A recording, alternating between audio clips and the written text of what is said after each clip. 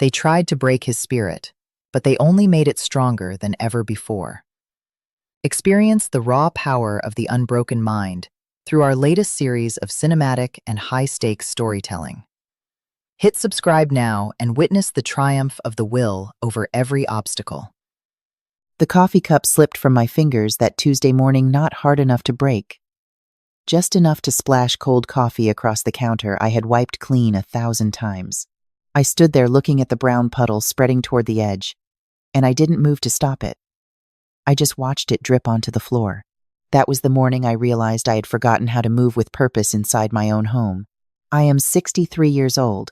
My name is Patricia. I taught 4th grade for 31 years at Riverside Elementary in Savannah, Georgia, and I can tell you exactly what it looks like when a child has stopped believing they belong somewhere. I have seen it in hundreds of small faces over the decades. The way their shoulders curve inward. The way they hesitate at the doorway before entering a room that used to be theirs without question. I just never thought I would recognize that look in my own mirror. My husband, Gerald, passed away 2.5 years ago. Pancreatic cancer, the kind that moves fast and gives you very little time to say the things you should have been saying all along. We had 38 years together in that house. The yellow house on Clover Street with the wraparound porch he built himself the summer our daughter was born. He stained the wood a dark walnut and said it would outlast both of us. He was right about the wood. Our daughter is named Renee. She is 34 years old, and she has her father's eyes, that particular shade of warm brown that always made me feel safe. She married a man named Craig 4 years ago. I want to be fair when I talk about Craig. In the beginning, I tried to find things to like about him. He was well-dressed. He was punctual. He had a firm handshake, and he always looked people directly in the eye when he spoke to them. But there is a kind of confidence that comes from capability, and there is a kind that comes from entitlement. It took me longer than it should have to understand which kind Craig had. They moved into a rental apartment on the other side of Savannah after the wedding. And for the first year, things were what I would call manageable. Renee called me most Sundays. They came for Thanksgiving. Craig ate 2 servings of my sweet potato casserole and said it was the best he had ever tasted.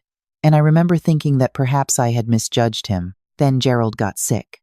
And everything that happens in a family when someone is dying, all the rearranging and the sacrificing and the showing of true character began to happen in mine. Renee was attentive during those months.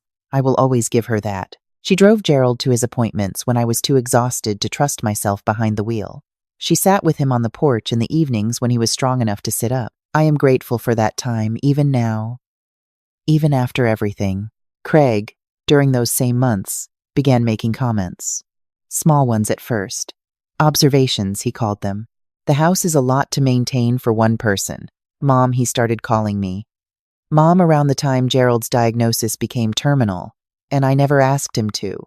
You've got all this space, he would say, walking through my rooms with a kind of assessment in his eyes that I did not like. What are you going to do with it all? I told him I was going to live in it. That is what people do with their homes. He smiled at that. Craig had a particular smile he used when he thought you had said something naive. Gerald passed on a Wednesday in March. The dogwoods were blooming. He had planted 3 of them along the front walkway the year we moved in, and they had grown enormous and white. I held his hand and I talked to him about the garden and about Renee as a little girl. And then he was gone. 38 years, and then a Wednesday morning, and then silence. The grief of losing a spouse at this age is something that is very difficult to explain to someone who has not experienced it. It is not just the missing of a person. It is the missing of the whole architecture of your daily life. The second coffee cup, the other side of the bed, the voice that said your name in a specific way that no one else in the world will ever say it again. I moved through those first months slowly. My sister Dorothy, who lives in Charleston 2 hours away, called me every single day without exception. Dorothy is 4 years older than me, 67, and she has been the most consistent person in my life since we were girls sharing a bedroom in our parents' house in Augusta. She is a retired contracts attorney. She has the kind of mind that notices the details other people overlook, and the kind of heart that does something about what it notices. Renee and Craig began coming to the house more frequently after Gerald passed. I was glad for the company at first. I told myself, this is what family does, they show up. They fill the quiet rooms, I cooked for them, and we sat on Gerald's porch, and I let myself believe that grief had brought us closer. But I began to notice things. Craig walking through the house with his phone out, pausing in rooms, taking what I thought were personal calls but what I later understood were something else entirely. Renee asking questions about the property taxes, about whether Gerald had left any outstanding loans against the house, about whether I had updated my estate planning since he passed. I answered honestly because I trusted my daughter and because I did not yet understand what the questions were really for. The house is paid off. Gerald made sure of that. The property is in Savannah's historic district, and in the years since we bought it, the value has climbed to something significant. I know this because the property tax statements remind me every year. I had never thought of my home as an asset. I thought of it as the place where Renee learned to ride a bicycle on the driveway, where Gerald and I argued about paint colors and always somehow agreed by the end, where I had pressed 4 decades of my life into the walls and the floorboards and the garden beds. Craig thought of it differently. It started with the suggestion that I was struggling. This was about 8 months after Gerald passed. They came for dinner on a Saturday, and after we ate, Craig leaned back in his chair with that smile and said that they had been talking, he and Renee, and they were worried about me. Living alone, managing the upkeep, he said the yard was looking overgrown. He said the porch railing had some rot, he had noticed it. He said a woman, my age, alone, in a house this size, it just did not make sense. I told him I had been managing this house since before he was born. Renee touched my hand and said they just loved me and wanted what was best. I should have trusted the discomfort I felt in that moment. I have taught children for 31 years, and I know the difference between genuine concern and a setup, but she was my daughter, and I wanted to believe in her love, so I dismissed what my instincts were telling me. The next visit, Craig brought papers. He presented them as a solution. A simple legal restructuring, he called it. The way these things work, he explained, and he spoke slowly. The way people do when they think you are not very smart is that if something happened to me, and the house was solely in my name, it could get tied up in probate for years. It could cost Renee a significant portion of her inheritance in legal fees and estate taxes. The simplest solution was to add his and Renee's names to the deed now, while I was healthy and clear-headed, so that the transition would be seamless when the time came. He had brought a notary. She was waiting in the car. I looked at my daughter. She was looking at her hands. Something cold moved through me. I said I would need to think about it. Craig said there was really nothing to think about. It was purely procedural, a formality that protected everyone, especially me. I said I was going to think about it. He said, Patricia, and it was the first time he had called me by my name, the first time he had dropped the mom, and in that single syllable I heard exactly who he was. I said good night. He left the papers on the kitchen table. That night I called Dorothy. She listened to everything without interrupting, which is what she does when she is paying very close attention. When I finished, there was a silence, and then she said, Patricia, do not sign anything. Not one word of it. I am coming this weekend. Dorothy arrived on Friday evening with a bag and a look on her face. I recognized from childhood the particular focused expression she gets when she has already decided something needs to be fixed and she is 3 steps ahead of everyone else in the room. She sat at my kitchen table and read every page of those documents with the kind of thoroughness that had made her exceptional at her career. She asked me for my original deed and my property tax records and Gerald's will. I brought them all. I sat across from her and drank tea while she read, and I watched her expression change from careful to serious. She set down the last page and looked at me and said, these papers would not just add their names to the deed. They would make Craig co-owner with right of survivorship and transfer primary decision-making authority over the property to him. You would still be listed, but you would effectively need his signature to do anything with your own home. Sell it, refinance it, rent a room in it. Anything. I felt the room tilt slightly. She was not finished. She said, the way this is structured, if anything happened to you, the house would pass directly to Craig and Renee, without going through your will at all. Your other wishes for the property, everything Gerald intended, would be legally irrelevant. I asked her why Renee would agree to this. Dorothy looked at me with the particular sadness of someone who loves you and cannot protect you from the truth. She said she did not know, but she said we needed to find out and carefully, because whoever had drafted these documents knew what they were doing. The following Saturday, Renee and Craig came again. They asked if I had made a decision about the papers. I said I had reviewed them with someone and I had some questions. Craig's expression shifted. He asked who I had reviewed them with. I said it was a private matter. He said, "Patricia, I am trying to help you here, and you're treating me like I'm the enemy." I said I was not treating him like anything. I had questions and I would like them answered. What happened next told me everything I needed to know about the nature of what I was dealing with. Craig stood up from the table. He said that if I was going to be this way about it, there was really no point in continuing the conversation. He said that he and Renee had been driving back and forth to look after me, had been worrying about me, had been arranging their lives around my situation. And this was the gratitude they received. He said that this house would end up in a legal mess after I was gone, and that would be my fault, not his. And then he said the thing I will never forget for as long as I live. He looked around my kitchen, the kitchen where I had cooked 38 years of meals, where Renee had done her homework at that table, where Gerald had stood every morning making coffee at that window looking out at the yard, and Craig said, "This house is going to be ours eventually anyway. You're just making it harder than it needs to be." The room went completely silent. Renee said nothing. She was looking at the table. I stood up. I said I would like both of them to leave my home. Craig said he was not finished. I said yes, he was. He looked at me with that smile, the one I had been watching for 4 years. And he said, "You have no idea what you're doing."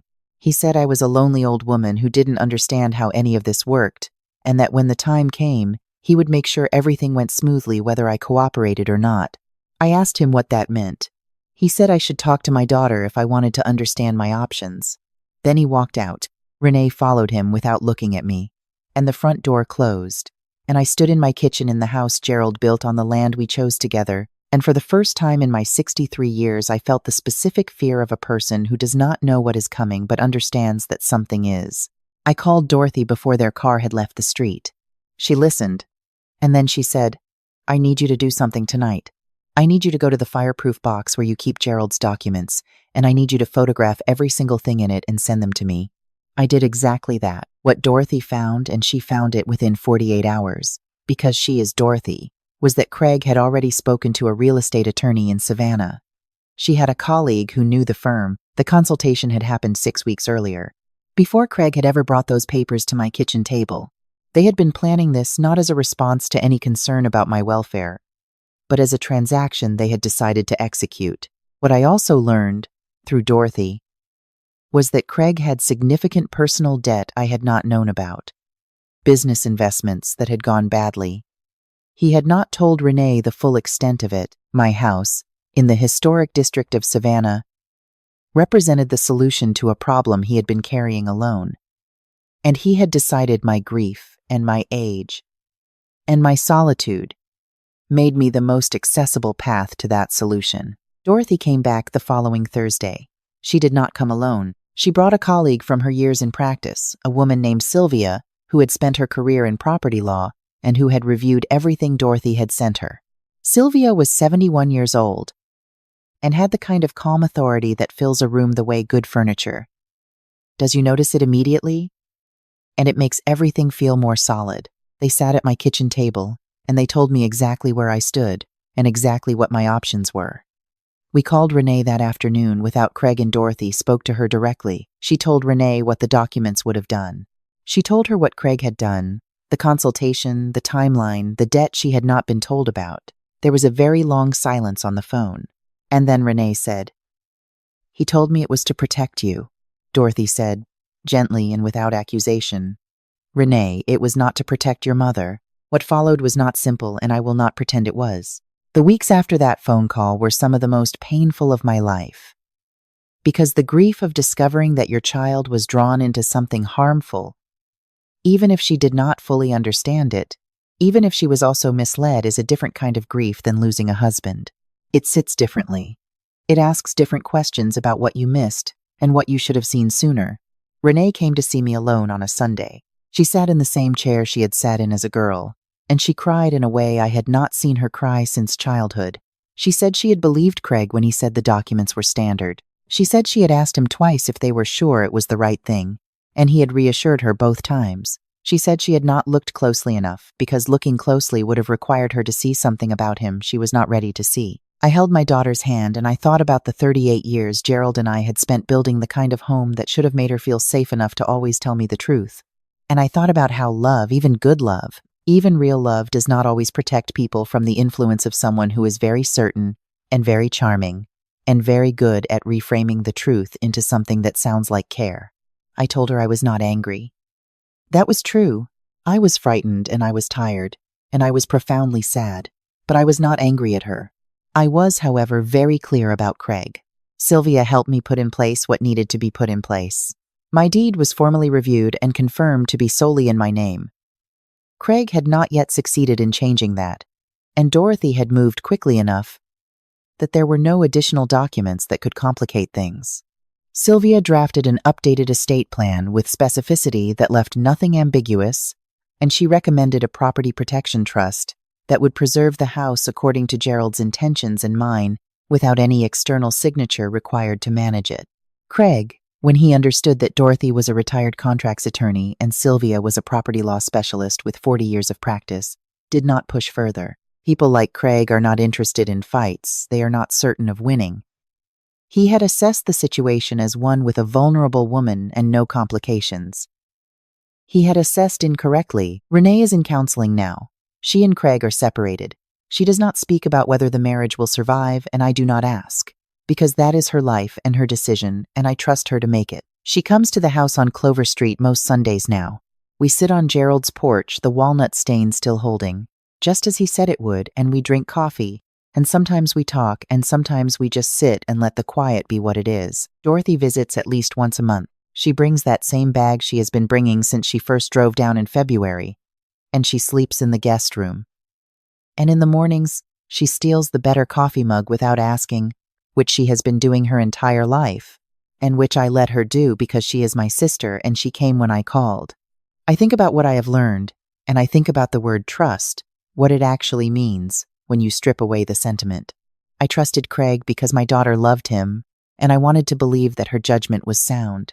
I trusted the idea of family to mean something protective, and when it stopped meaning that, I was slow to see it because seeing it clearly required accepting something painful. But I also learned this. The people who are genuinely in your corner do not need documents signed under pressure. They do not bring notaries to dinner. They do not describe your home as inevitable. Love does not look like that. Care does not move that fast.